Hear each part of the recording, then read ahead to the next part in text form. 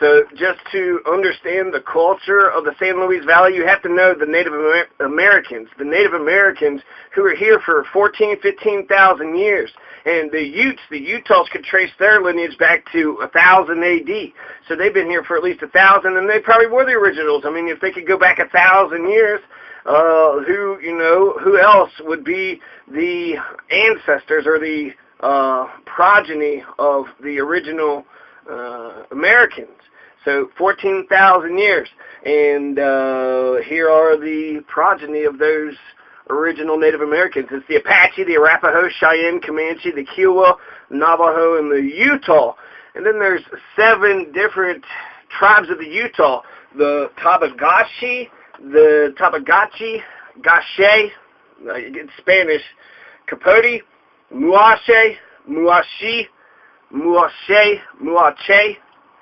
Nuche. Okay, it's 3 Shays in a row. I need to find out if it's Shay, as in Che Guevara, or Che, as in Chia, Chia. And then the Grand River, the Rio Grande. So the Grand River, Utah, the Yampa, and then the Uintah.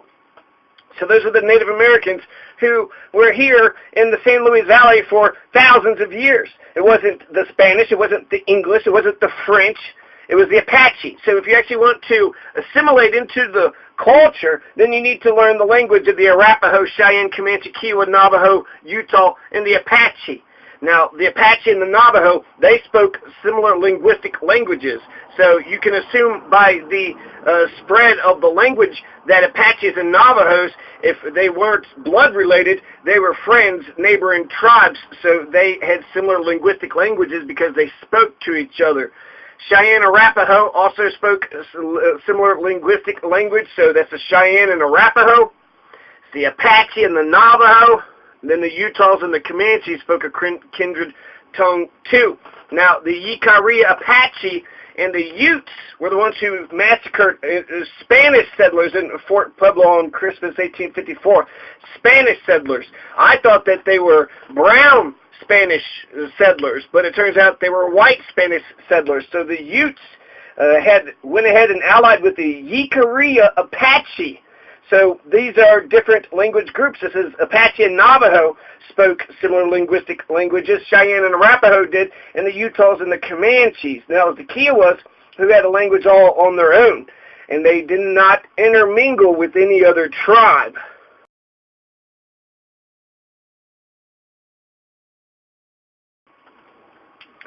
So the Utes, the horse eventually changes the culture of the Native Americans, and they were really good with the horses, but they didn't have a warlike culture. They did fight there in the, the massacre, the Christmas Day massacre at Fort Pueblo, and that's how Fort Pueblo begins, and that's 1854, just, not 7 years before the Civil War? Not 7 years before the Civil War, the Spanish settlers were wiped out. So we hadn't gone that far west, and then it was the damn Confederates that tried to get Colorado from even being born. So the Utes are called the Black Indians, or the Black Indians. They're also called the Blue Sky people. So they're the greatest people ever. They're the ones in the, the San Luis Valley, in the plains and the valleys. They're the Blue Sky people. Now, they're all nomadic. The Navajo was not nomadic. So the Navajo, they were farming.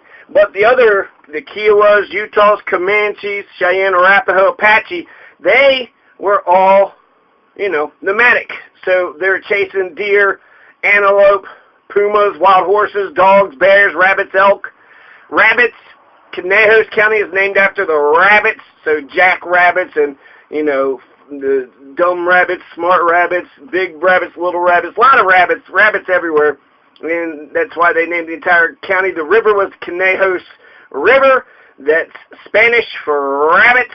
So there's a lot of rabbits that used to be, at least. I haven't seen any rabbit in Conejos County, so I don't know what the fuck happened. It's not just Europeans massacring everybody. Everybody seems to be killing all the damn rabbits.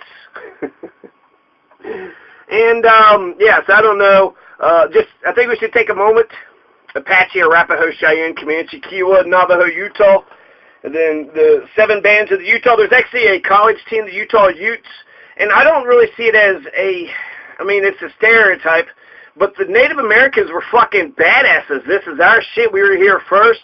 They got guns and horses and all this technology. We don't give a fuck. We got a stick, and we got a warrior's motherfucking heart. So, I love the Native Americans. I actually identify more with the, slaves, black slaves and Native Americans than I do with the whites who would hurt, those folks. So the Utes, the blue sky people, the black Indians, they would do a bear dance in the springtime, so they knew bear dances. They had sun dances during a full moon in June. The Christian chief, Ouray, was a Ute.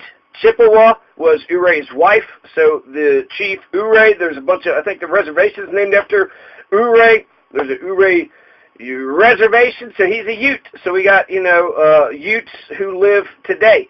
I think there's, 25,000, 10,005, I don't know, but I'm sure the Utes are still around on a reservation somewhere. There's also Ute Mountain in the south, and then there's Blanca Mountain in the north, which I bet you there's some tension there.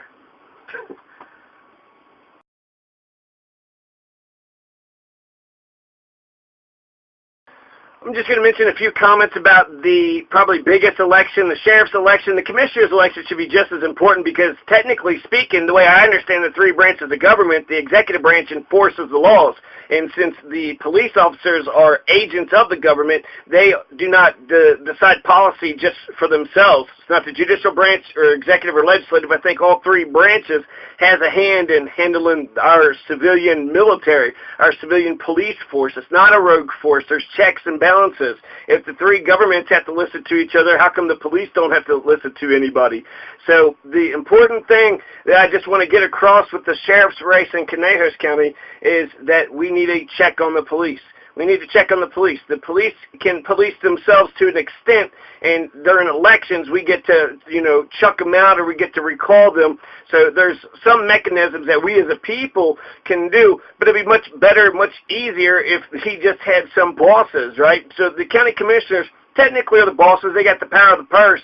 But I want them to actually be bigger than what they are. The legislators, they are the ones who write the laws, and then therefore the police officers should enforce the laws that the legislators write. The police officers should execute the laws that the executive branch wants to be executed. And then the judicial branch doesn't get complete, carte blanche autonomy to make these police officers to send out subpoenas and doing this and doing that. In fact, the sheriff, technically speaking, he's got arrest powers, and all police officers with arrest powers, state, federal, local, they all got arrest powers. They can arrest anybody and everybody whenever the fuck they see a crime. So if they see another police officer shoot somebody, if they see, a rich person rob a store, if there is a politician who is speeding, everybody is going to get that same ticket, right? Campos. So there's, I've seen good and bad police officers in the San Luis Valley. Now, Jacob Ortiz, I am overwhelmed with his average citizenness. Jacob Ortiz, regular dude, he's got a message. They all talked to me because they wanted, my vote, but there were some that just seemed like they were more wanting to get their message out than others. If you don't even want to talk to me during an election, well, shit, I have there's no possibility whatsoever that you will represent anything I want, because election days, that's when they actually give a shit. Now, when they get into power, they tend to forget about everybody, but before election, they're trying to get your vote, but they're not even trying to get your vote. That's pretty stuck up. So I like Leslie Salazar and Jacob Ortiz for those two reasons. They seem like they actually want the people to hear them out. They want people to listen to them. They have a story. They have a vision. They have a way that they want to run the office. And, they also strike me as very good, moral, ethical folks. So the fact that they want people to listen, Jacob Ortiz is saying that the entire judicial branch of the San Luis Valley is corrupt, from, the judges to the prosecutors. So he's saying it is corrupt from the top to the bottom. He is a citizen. He is a regular citizen. The only criticism that I heard from a citizen of Antonito was that he's nepotistic. Now, that's an allegation. That's an accusation. Accusation does not make a crime. but it's something. And if there is something to that, well, he needs to not do that. But he talked to me, so therefore he cares somewhat about the general population, the common people. I don't know who, he is. And Jacob Crowther, or Garth Crowther, there's a treasurer that's named Crowther. So I don't know if they're related or not. It seems it would be crazy to have such a very unique name and not to be related, somewhere down the line. But, the nepotistic thing, I guess anybody could be accused of being nepotistic. I think it's almost natural to sort of take care of your friends and your family first. But the way that you understand, understand democracy, understand government. If you're going to be in office, you got to give a shit about the common people. You got to care about the average working class. The working class are the ones that keep all this shit going. You got to give a shit about the working class or the common people, however you envision it. But you got to have that, it doesn't matter who you are, rich, poor, old. You don't know the person. You haven't talked to them here and there, but they're sitting there saying that, JoJo Bean had just did this horrible crime. You got to listen to him. You got to take it serious. And that's what's important when it comes to the sheriff that I believe in. So the checks is really on everybody else, right? The check is on the commissioners. The check is on the legislators, which is the commissioners too. So, and the judicial branch. So the judicial branch and the commission, those are the only two checks that we have in our democracy for the police, and we believe in checks and balances, so that's okay. That's totally fine. The county commissioners, the sheriff should give some kind of report, monthly report about just the state of the county, whether the peace and order is being maintained, whether or not there were some heroic deeds that, some people need to be honored for. But ultimately, what did you do? How was the sheriffing out there? Is there anything we could do to help make things better? Also, you need to enforce this brand new law we just passed. So there must be a relationship there, and I think it's important that the sheriff understands that they're underneath the county commissioners. Now, there is going to be some tension there, because I also like a sheriff that arrests county commissioners and the wealthy and the rich and the administrators and the bureaucrats and, the people that you typically wouldn't think would get arrested, but a crime is a crime. So it would be awesome to see a sheriff and all the sheriffs and the sheriff deputies and the police, they all have that power to go after the rich and powerful.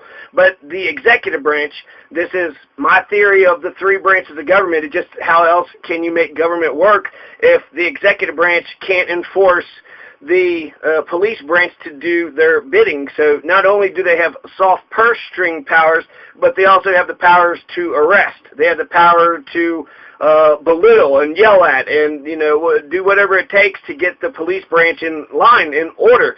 The police branch is the law enforcement branch. They enforce the law. The county commissioners are the leading executive and legislative branch in the counties. So they're writing the laws and enforcing the laws. So they're both law enforcers. So it would be crazy to say that the police branch can arrest the county commissioners, but the county commissioners cannot arrest the sheriff. So I personally believe that the superintendent of the school system, and that's the executive branch, so the superintendent of the school system and the executive branch of the county, the three county commissioners have the power to arrest, and mayors or city managers, whoever the executive branch is in these county governments or these city governments. In Conejos County, you have Sanford and you have Antonito. They got a police officer, so I would think they have a town government. And then you have Manassas, who's got police officers, and then you have Lahara, who also has police officers. So you got at least 4 town governments in Conejos County who have their own police force. And so in a way, by strengthening the sheriff's department, that weakens the sovereignty of those independent cities. The police there have, in Sanford, whoever the police is in Sanford, they have complete autonomy from top to bottom. They have their own municipal judge over there, so they got their own 3 branches in that city. That city's got all 3 branches taken care of, and ultimately I think that's how I envision the democracy of America, not that we're the lowest, the people isn't on the bottom, but the local government's on top. We're on top, and then the state is made up of local governments, and then the national government is made up of the states and the local governments, so all of us combined. So that's how I look at it, not federal, state, then local, but local on top. Local on top, the townships and the cities and you know, the villages. Those are on top.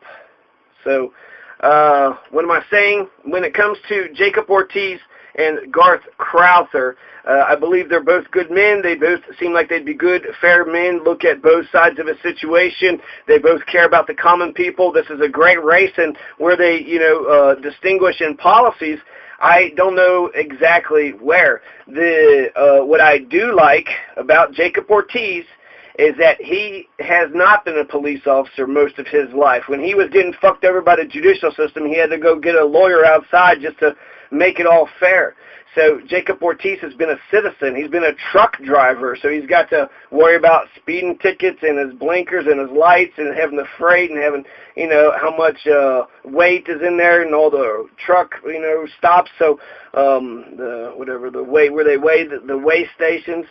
So he's having to, you know, basically live the struggle. Whereas police officers are privileged, and they have more rights and privileges than the rest of us. You gun some person down in the gutter, you know, a citizen, well, maybe people remember that person, maybe they won't. Maybe they'll forget about that person completely. Most likely they will forget about, like, who the hell? Somebody was telling me they were blown up with a propane tank.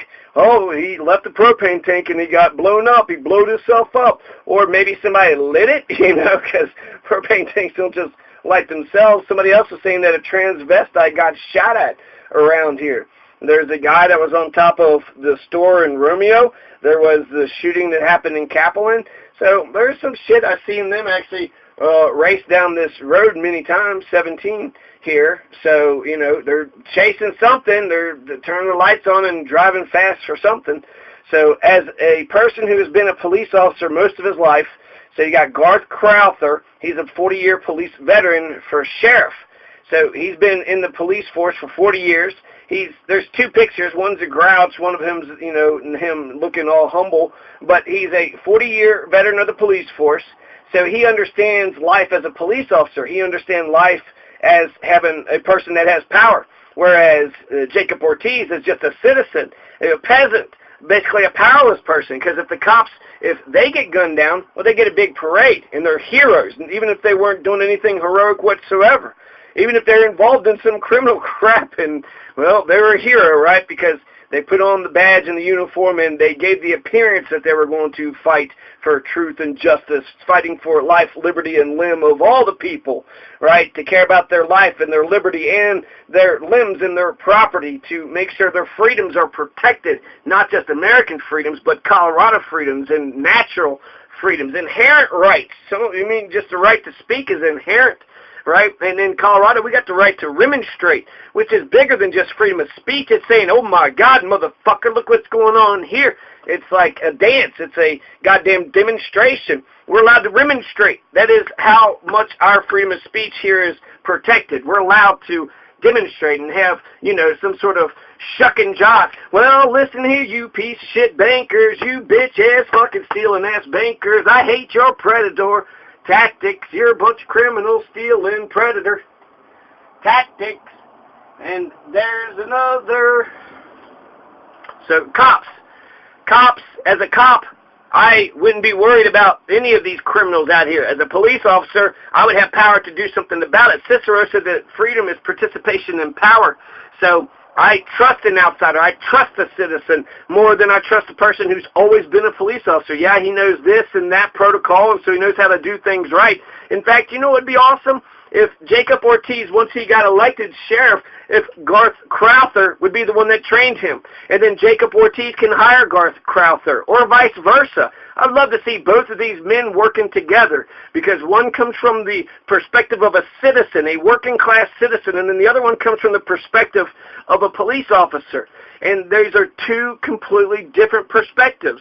Cicero said that freedom is participation in power. So if you've never been a police officer, if you don't have any friends that are police officers, then and they're the privileged people that have the monopoly of state violence, well, that's, you know, that's some bullshit. You would think that you're getting cut out of the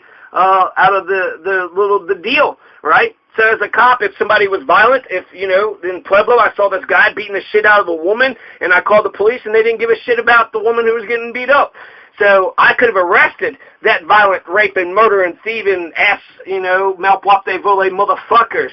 and I doubt that I'd be tailgated ever again, but if I was, then I could just flip on my lights, pull them over, and then arrest them or give them a ticket. Why would you think that you're allowed to drive up on, you need to be 2 seconds behind the person. 2 seconds, meaning you look at an object and then you count 1, 1,000, 2, 1,000, and then if you're 2 seconds, then that's okay. You need to be able to stop. If that person, they need to stop on a dime, okay, yeah, this is 285. It's not the interstate, but it's a 55, 70 miles per hour highway. So you want to, maintain a pretty decent speed, right? 65, 70, maybe 72, 73. But if people are pushing you to go over the speed limit, well, you need to write your fucking congressman, because what you're pushing me to do is to break the goddamn law. And then if you're tailgating, that's a crime already. I guess all you got to do is just brake, just hit your brakes.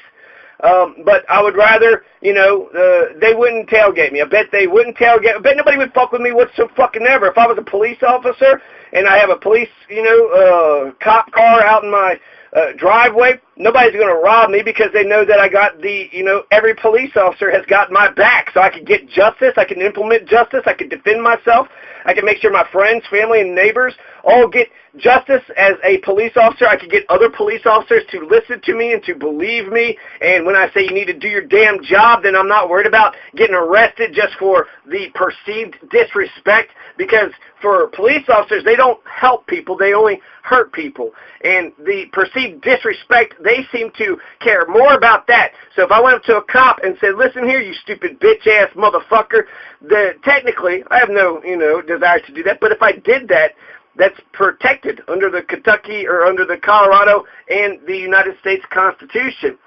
So that's freedom of speech, but the perceived disrespect, disorderly conduct, that's a fucking bullshit charge that you could just hit with anybody. Well, you said a cuss word, that's disorderly conduct. The fuck if it is. If somebody is fucking me over, I need to say, fuck that guy. That guy's trying to fuck me over, and I need to fuck him over back to get some justice. And if you can't say any of those things, then you can't, understand the situation and get to the conclusion as fast as I just did. If I was a police officer, I could just go around arresting anybody who goes 1 mile over the speeding limit. Nope, everybody's got to follow the law. I could also be use discretion. I could let the petty shit slide. Warn people and then say, here's what you need to, how you need to live. You don't need to, the sunflowers are fine. No problem. I don't mind you raising them sunflowers. In fact, we need to change this law. Let's rewrite the law, So as a cop, I could pull everybody over, find some vehicle violation, right? Y'all, they were weaving, all they were going over the speed limit. They were going under the speed limit. They weren't going fast enough. One brake light is out, one is in, one is there, one isn't there. Something, right? You could pull somebody over for anything. As a police officer, I probably could even get away with criminal behavior. Only another cop could stop me from doing it, or an enlightened executive. I get security as a police officer. I wouldn't be afraid of any citizen criminals or police criminals. I would be secure in my own domain. I just would have to stand up for myself. I would love to have a body camera. I would love to have a dash camera. I would love to have every moment of my life videotaped. I'm not against that whatsoever, because I am honest and decent. People just, the looks and the meanness and the shittiness that people are is just fucking bullshit. But if I was a police officer and I'm recording all my behavior and activity, I'm sure nobody's going to fuck with me then. So the people would give a damn. If I was shot and killed, I would get a parade if I was a police officer. And, the cops would try to find the murderer. Who did this? What happened? They would try to get to the bottom of things. I would be allowed to defend myself if I was in danger. I wouldn't have to be like, oh, my God, how is this going to look to the police? Is there any witnesses? When a dog attacks me, I know it happens. That dog attacks me. Y'all want to side with the damn dog? Fuck you. Fuck you. That dog attacked me. I defended myself, as I should be allowed to do. So, as a police officer, I'm being videotaped. I would be okay with all those things. I would be professional, and I want to get to the bottom of things. I would want to peacefully solve different, conflicts. I would want to go up to and actually try to solve them.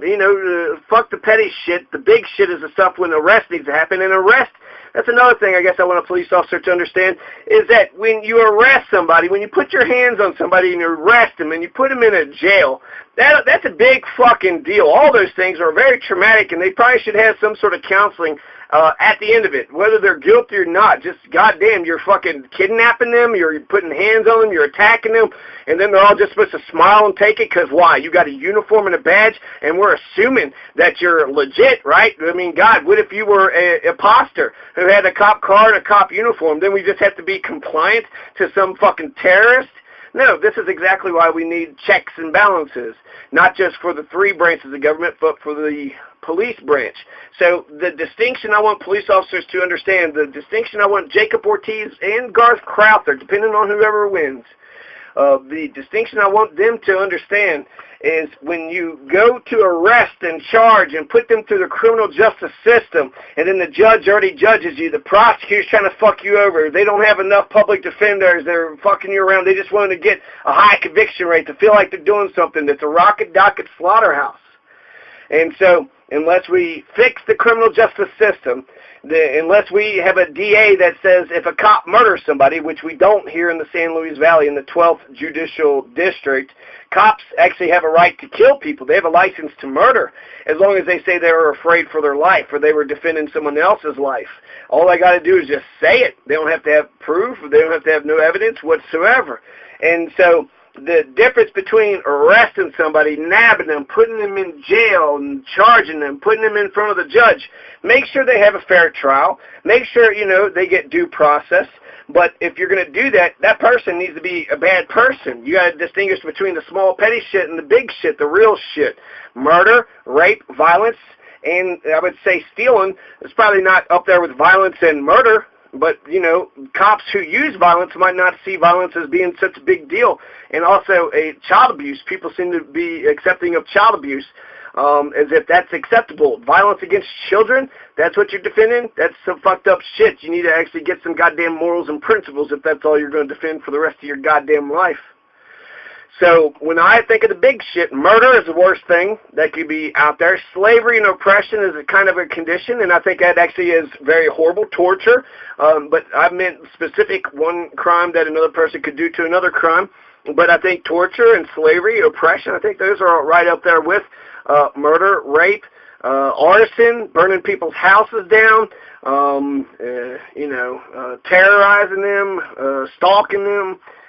But murder, stealing, rape, killing, murder, rape, stealing, violence, I think those are the worst ones. And so that's, can we all agree on that? Can we all agree that the golden rule, I don't go around, I don't want anybody, punching me or raping me or killing me or stealing from me or burning my house down. I don't want any of that to happen to me, so I don't do that to other people. I don't think I live in a country that actually people have principles. I think people are they don't hit people because they're afraid the other person will hit them back or they're afraid of the police, but not because they have any morals and principles and ethics, which is unfortunate. If we were an ethical society, and that's another thing, the police, whether they like it or not, they serve as the example. So you got to, be kind of above all the fucking petty shit, and you got to be able to kind of, not take abuse and disrespect and shit, but take some of it, and then, you can disrespect right back, right? So if someone's like, hey, you fucking piece of shit cop, and they're like, hey, you piece of shit citizen, the fuck you doing sitting there challenging a goddamn cop? That's your goddamn problem, man. And then, that's how you can handle that situation. So there's a different, if you've been a police officer, then you've had freedom. You've had security, and you can't have freedom without security. So a police officer, in some respects, I guess they can provide for their own security and their own freedom during their free time, but when they're on the job, they are kind of obligated to